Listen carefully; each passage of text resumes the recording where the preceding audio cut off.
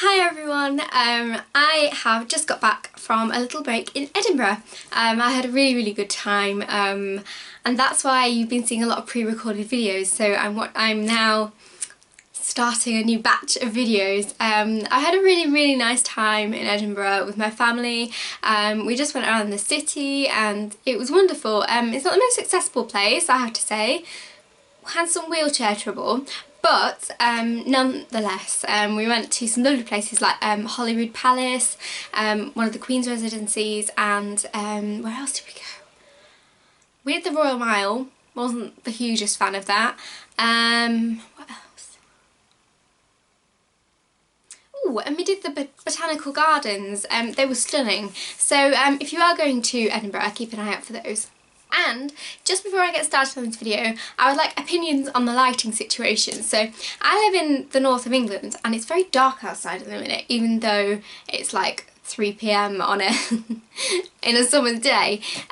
So ring light's very expensive. So I've got a little light down there that is basically a builder's light 'cause from my dad. So give me an opinion. Would you prefer it to be dark, or would you prefer, you know, a little bit too pale? Okay. So today's video, you probably gathered from the title, and I'm wondering why I'm noting on about other stuff, is talking about disability and illness in poetry. So I recently found two collections I enjoyed quite a lot. And they were very different in style, but I thought I'd share them for any of you that have a combination of illness and disability. So this is the first book that I'm going to be talking to you about. Stairs and Whispers, Deaf and Disabled Poets Write Back.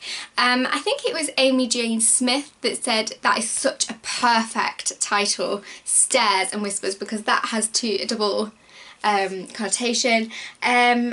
This was everything I hoped for and more. My name is actually in the back of here because I helped with the crowdfunding. So yeah, it's very special to me. There was many poems, as you can see from all my bookmarks, that resonated with me, and actually all of those bookmarks are so I'm going to be writing poems in response, or poems inspired by these poems that I've got in here. I loved it was the social model of disability rather than the medical model, because every other anthology I've read has been the medical model. So the social model is talking about disability and your life, as opposed to the medical model as what interventions you have and what you have to do in a day, and I really enjoyed the difference. This anthology has finally helped me feel like there is a community of writers that I can relate to.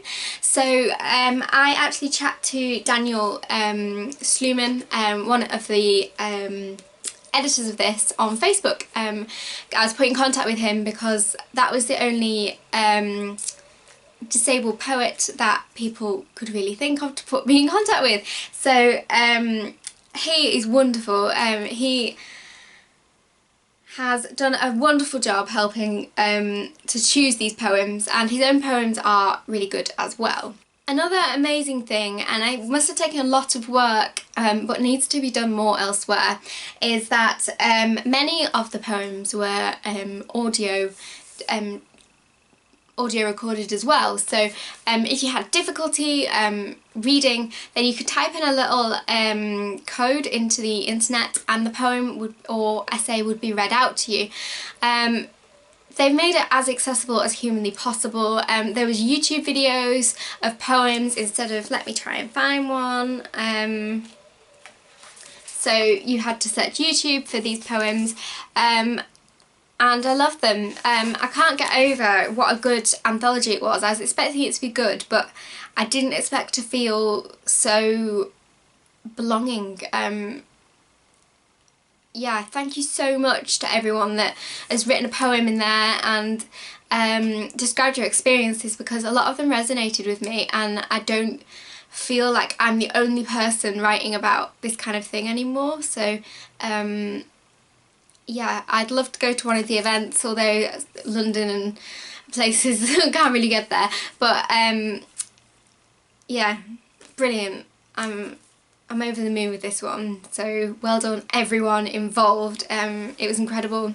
And 9 Arches, it's published by 9 Arches Press, and yeah, just get a copy from the library or buy a copy, because yeah, it just made me feel like I belong, which is great. The second collection I've read recently is Sentenced to Life by Clive James. This is very morbid, if I'm honest. So I think he's got a terminal illness, and he's writing about all the things he can't do anymore and all the things he'll never do again, and the whole anthology actually brought me down. Not an anthology, the whole collection brought me down. Although I resonated with some of his experiences, I didn't enjoy reading it. It just made me feel sad and depressed. It's the kind of poetry I try not to write myself. Especially on bad days, you do feel like you could write down and depressing ones about how, you know, difficult it would be to go on holiday abroad and like moan about things, but I really didn't enjoy it. I wouldn't recommend it to you. Strangely enough, my GP recommended it to me, which I find a bit strange. I think she was just being really lovely. She's such a lovely doctor, but yeah, it was probably the only medical poetry she could think of. It was, yeah, I'm glad I got it from the library and I didn't buy it, because no, didn't enjoy. That's it for the minute, book-wise, but I thought I'd have a chat to you about my personal poetry. So, as of 2 or 3 weeks ago, I decided to be freelance, as you will know if you read my blog. So I finished with school, and I've gone straight into the land of freelance, which is a bit scary. But I've had 2 poems accepted in Under the Radar magazine, which is just incredible. I've had 2 poems just published in here, which I'll leave a link to this one in the description. So it's a group of young poets with, yeah, and one of them actually commented on my video recently and his poems were brilliant. I meant to message him back. Yeah, I've got 2 poems right in the middle. So I've got Searching and Progression. These aren't about medical poetry, but yeah, I thought I'd tell you about that one. I recently came second in a Young Poets Network challenge, and I have just had 2 poems accepted in a literary journal called Poetry Salzburg.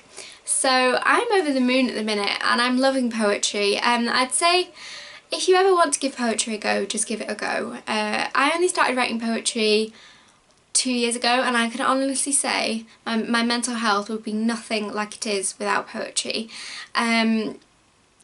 It's been a real source of therapy for me. If you're feeling down, put the words on paper and have a go.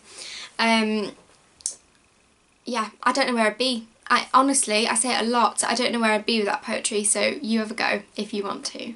Alrighty, I think I've rambled enough for this video. If you like it, please like it, and subscribe if you would like to. I always like to find new collections. If you've come across any illness or disability collections of poetry, I'd be very interested to know.